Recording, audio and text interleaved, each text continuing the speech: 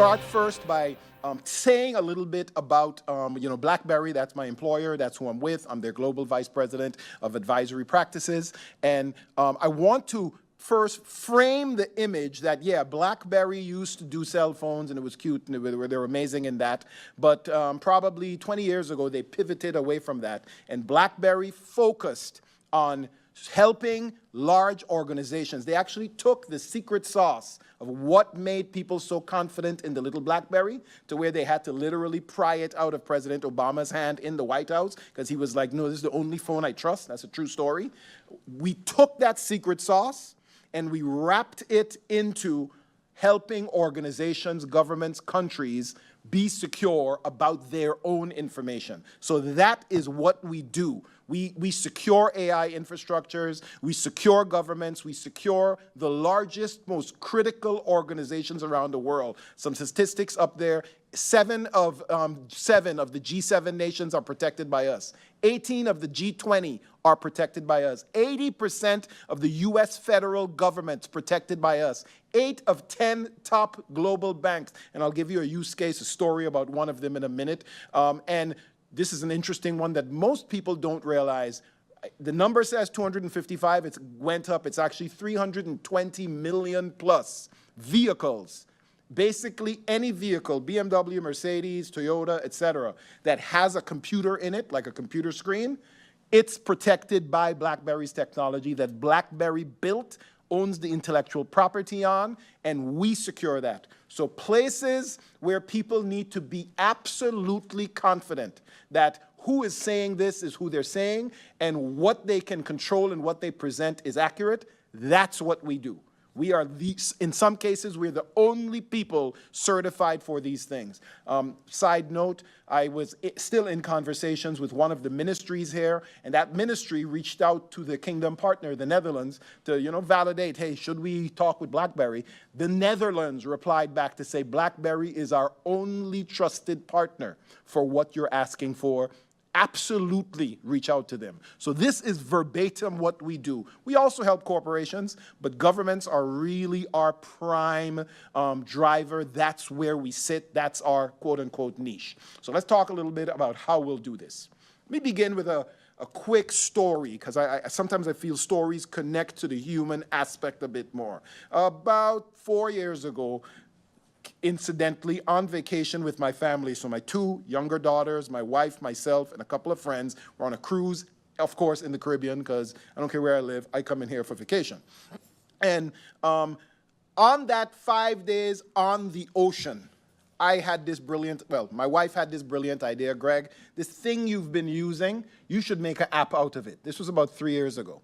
I said, sweetie, I don't program anymore. You all would understand and appreciate. The last time I programmed was in the 1990s when I worked for Nagico. The things that I programmed then, they literally don't exist anymore. So I said, this is not what I do. She said, figure it out. And I tried some stuff. And over 5 days, I built an AI tool 3 years ago that helps me plan meetings and keep my meeting notes, etc., and then send out action items to my team when I come out of a meeting. So a meeting like this, if I say, I'll do this for you and I'll do you this, when I walk out, my AI is going to send it to the engineer that needs to do it, the accounting department that needs to do it, etc. I built that over 5 days on my wife saying you have to do it. And that program actually now probably funds my daughter's college fund. Has 1 employee, yours truly. I clean the toilets, I do the AI, I answer customer service emails, everything. It has thousands of customers around the world, and it is extraordinarily profitable. 1 person built over 5 days. That's the opportunity. I'm purposely not even saying the name of the product because it's not about the product. I'm trying to say whether you are technical or not, this is the opportunity maker. So AI today is like electricity. I say that with a smile. In the early 20th century, it is the silent amplifier. For St. Martin, AI means the opportunity to leapfrog into digital trust leadership. And digital trust, as I said already, leans on 2 ingredients: the ability to communicate securely and the ability to safely and accurately manage and analyze large amounts of data. Let's talk about how we can do that. I need to take a step back. Artificial intelligence really is not new. The paradigm that this is 2-3 years old is completely wrong. When I moved from here and went to the States, by no planning of my own, I ended up working for very, very, very large global cybersecurity firms, because that was my specialty, cybersecurity. And again, by no plan of my own, 20 years ago, cybersecurity was one of the early adopters of AI. So the first AI textbooks were written in post-World War II, in 1940s. They were published and it was being taught in the 50s. The analysis that, may God rest his soul, meteorologist Mr. Ashford James, used to give us in the 70s on, I think it was LBC TV, with the little circles predicting where the hurricane would go, that was generated by AI at the National Weather Service in the US. That's how old AI is, and that's how much we've been using it. I say that to warn you, as people come up and experts come and say, this is new, so I'll teach you it. Anyone that tells you this is new, run the opposite direction. They're selling you snake oil. So what we've learned over 70 years of AI is it is terrible at certain things and extraordinarily good at other things. It is really bad at human nuance, judgment, or absolute facts. Note that again. It is bad at absolute facts. It is excellent at prediction, pattern recognition, analysis, and classification. So finding a bunch of pieces of data and saying all of these belong together. All of these are middle region data. So we should put this over there so that we can do something from middle region, etc. That's how we leverage AI properly. And that is the key components to how we should build out an AI platform for St. Martin, both as a country and for the Parliament in and of itself, understanding what it's good at and what it is really, really, really terrible at. If we keep to those two pieces, that's the first bite of the elephant. Second part, AI, and this is where it becomes very practical and useful, can transform raw data like census knowledge, like number of electrical connections, like number of water connections, like width of the roads, all of that, which is data that government owns and has access to already, whether it is digital already via cadastre or whether it is just paper data that's still there. That is the wealth that this country is sitting on. That FYI, the large companies in the world, the Googles, the Metas, the Microsofts, they are dying for that data because that data feeds their algorithm on how they can sell their products to you. So don't be surprised if those large companies come a knocking and say, listen, we'll help you with blah, blah, blah, blah, blah, but you're going to lose data sovereignty. But we'll touch more on that in a little while. So again, that's the strength that we have with the data. AI is phenomenally good at that, and it allows you to do things like predict needs, which is a key government function, before they arise. I'll give you a real-world example. Imagine being able to predict 10, 15 years into the future that Sucker Garden is going to need more water production and more water storage capacity because we can see birth rate in that area is improving or increasing rapidly. That also tells us we'll need a school. It would be absolutely useful if we could plan that 10, 15 years in advance and not need to do a knee-jerk reaction at the last minute. That's what AI is, one of the things it is phenomenally good at. And it can power us into providing a level of service to the island that is unmatched anywhere else in the Caribbean or candidly probably even the world. That's where the size, the fact that we're smaller, actually plays into our advantage. We can test things and do things at a scale that a large, the state that I live in, Texas, probably holds 1,000 St. Martins. There's certain things we can't do because it's just going to cost too much. Things like, hey, we're going to put fiber to the home for internet. As much as they'd love to do it, they cannot. So certain neighborhoods have it, other neighborhoods ain't never getting it. St. Martin has the genuine possibility to offer things like that or new cutting-edge 6G to give really fast Wi-Fi because of its scale. So the things that tended to be a negative can now be a massive opportunity.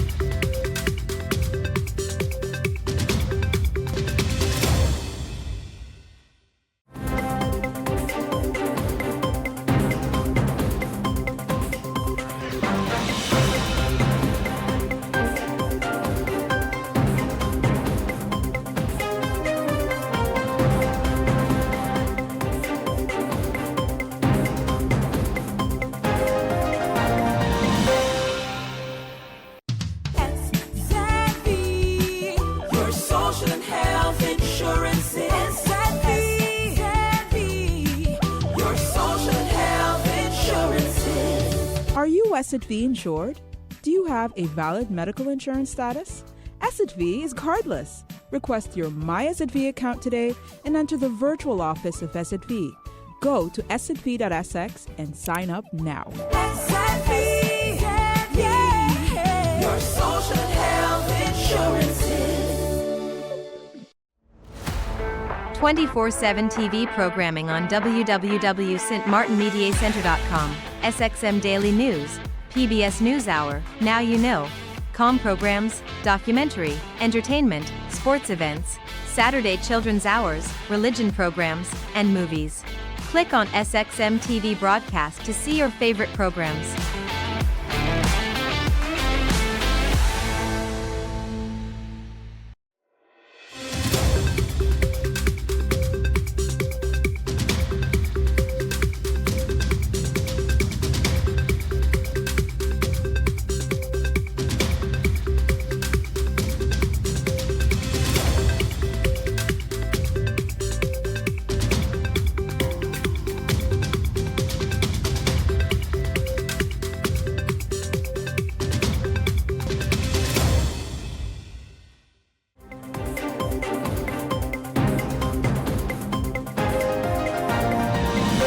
Second one is the job of ending colonialism could not be done by a few intellectuals alone, but through the mass movement and the creation of institutions responsive to the needs of people.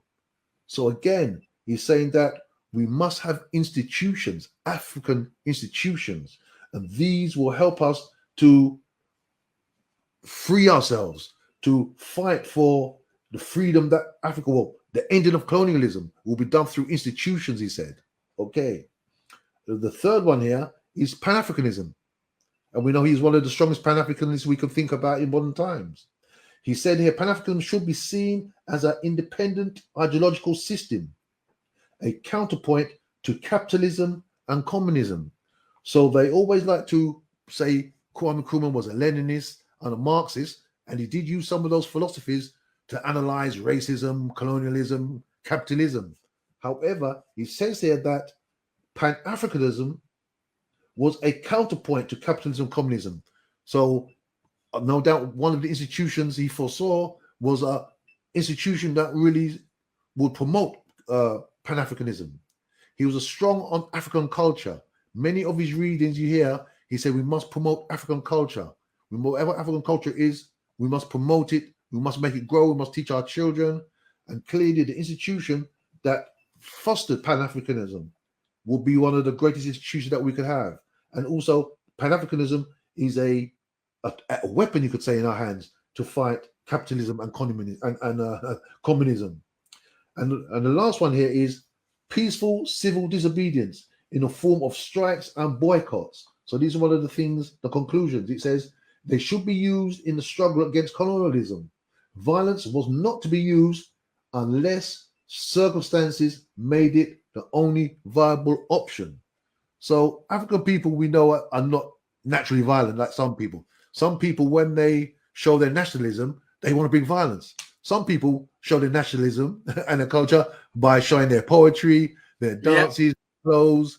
But other people show their nationalism by bringing violence and strength, stuff like that. So these are some of the ideas that he got from the fifth pack. But when he went back to my apologies, Ghana now, and he started to organize his people to fight against colonialism, to get them out. As you know, the British locked him up. He was in jail for a number of years, but his people kept on struggling, kept on fighting, and eventually they won their freedom. So again, it's the people themselves, the people coming together. Otherwise, it never have happened. It's the mass movement of the people coming together. Sometimes you need a small cadre of people to start it all off. Intellectuals, military, cultural people, but ultimately it's the people themselves. You can see the people in Niger today and Burkina Faso today. They are a mass movement, you could say, and they move to say, no, this is what we need to happen.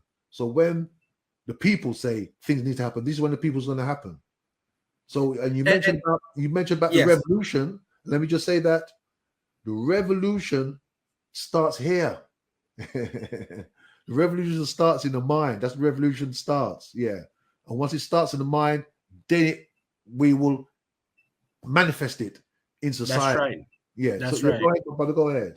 Yeah, that's right. I like that because when looking at, because the young captain from Burkina Faso, if I'm not mistaken, Traoré, I can Right. never retain his name good, Right. right? And he has been quoting a number of the revolutionaries from Thomas Sankara to Yes. Che Guevara, so he's linking up, he's connecting himself with that Pan-African struggle, and that was quite refreshing to see a young man, represent himself in that fashion, right? When he was in Russia for the Africa Russia summit, and in other platforms, he wears it well, you see, and it is really my hope, my secret wish that what's happening now in Mali, Burkina Faso, where else was it? Niger, that it's used as an opportunity to transform, as I see they have been, because they signed a common defense solidarity pact. They're looking for ways to increase trade and so forth. And what I admire most, Brother Jagna, right, is that within a couple of hours, they were able to, and don't get me wrong, I'm not downplaying all of the strategic planning that took place, but within a matter of hours, they was able to wrest power, right, from the existing government who's been there for 10, 20 years, all right? And that's fascinating to me, because when you look at other leaders and groups, some of them are under the impression that they need to negotiate. They need to find a way for mutual benefit. Right. All right. Even though they are getting the short end of the stick. Right. We always hear conversations about Africa needs to export value added products. Yes. Right. But then, and don't get me wrong, some progress is being made to reverse it, you see. But I think the majority, and I could be wrong, the majority is still primary products is still being exported, So when would they have expected that to change? Do they think that the capitalist would have had a change of heart? So when I read about what's happening with the uranium in Niger, and they say, no, we are going to sell our uranium, right, according to the price of the world market. Now you're seeing, or now they should receive the value, right, of the minerals leaving the ground. And hopefully, it's again my desire that the money is used, to really develop the communities and empower families on the ground. What would you say? Yes, I agree with that totally. So, coming back to Kwame Nkrumah, he saw that. What you just talked about, he saw that because he made sure, he said, okay, number one, we need to industrialize the nation. We need to make the nation stronger. We need to make sure the nation was not dependent on other people. We must be basically, we need to be the authors of our own story. We need to be the captain of our own ship. So he put in place certain things. So I've got a list here of some of the things that Kwame Nkrumah did to get away from, we just take out the diamonds and we give it to other people. We take out the uranium and give it to other people. We take out the gold or the oil and give it to other people. He knew, he made a plan of what we need to do. So these are some of the things that Kwame Nkrumah did. And Nkrumah embarked on an ambitious program of industrialization and modernization. And you see some of the countries like Niger is one of the most least modernized countries in the world, you could argue. And France has been controlling this place for 20, 30, 40, 50, 60 years, who knows how many years. So modernization is not there. Most of the people don't have electricity, but the uranium coming out the ground, it lights up France. So Nkrumah, he established factories, infrastructure projects, institutions aimed at boosting economic development and reducing Ghana's dependence on foreign imports. So another thing, infrastructure. He significant infrastructure projects by Kwame Nkrumah was construction of roads and bridges. Also, some of the major things which you don't see a lot of African nations doing.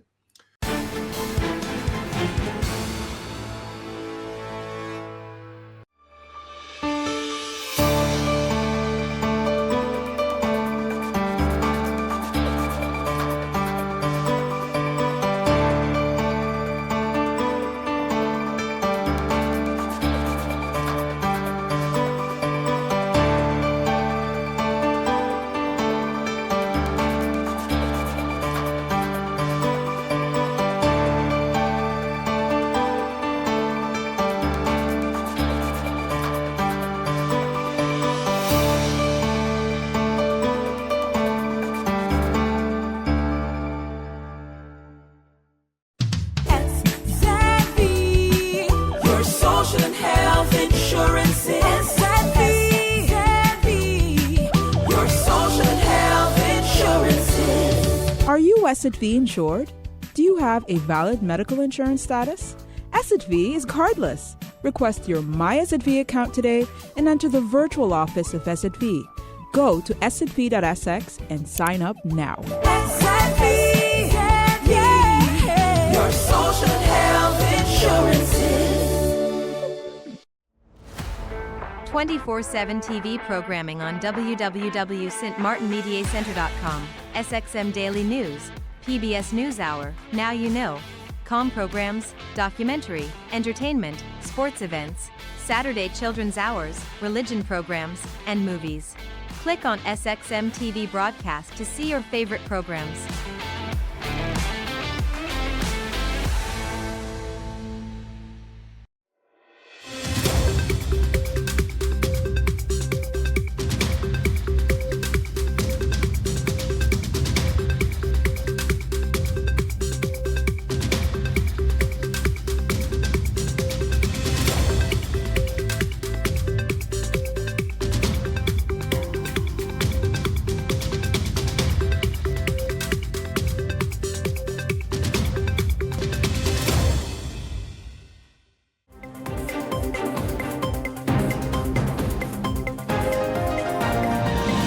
Incidentally, I live, as you see, right opposite to the house behind me. Well, when the breeze started to blow, I came out in front here because I said, but where did this breeze come from? And I was able to see that whole roof just started. I think a lot of people may say, I think Almighty God was with me today, because what I saw there is something that I wouldn't like to experience again. It was real frightening. You know what I mean? Real frightening. Resident of West Moorings, MacArthur Marquez, described the moment he witnessed his neighbor's roof being blown off as a tornado ripped through the area just around midday. The incident forced many to vacate their homes due to the severe damage. Minister of Rural Development and Local Government Khadija Amin was on the ground visiting the victims. Some houses, the entire roof was ripped off. Some houses were damaged from debris flying in the wind. Thankfully, we have not had any injuries to persons. So we will continue to visit. I am here with our disaster management team.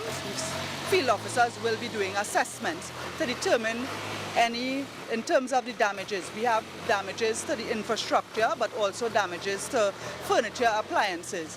Minister Amin confirmed that there was also damage to electricity infrastructures. TNTEC initially shut off electricity in the entire area. They have now been able to isolate the affected streets, and electricity has been restored to the main. So even areas as far as Mount Coco and so on that were affected, electricity is now restored.